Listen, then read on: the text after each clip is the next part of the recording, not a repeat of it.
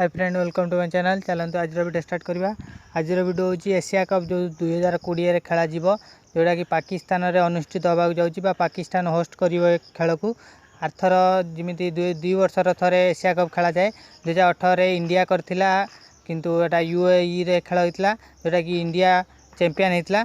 तो पुणी 2 वर्ष पर यहाँ हम 2020 जोटा कि सेप्टेम्बर खेल किंतु ए गोटे कथा हूँ सब वर्ष 50 ओडीआई फॉर्मेट रे खेला हुए किंतु एथर T20 फॉर्मेट रे खेला हुआ कारण आगु को जो अक्टोबर वर्ल्ड कप अच्छी से तो सबू एशिया देश को या बेनिफिट पाइपर तो से या होगा जाऊँगी।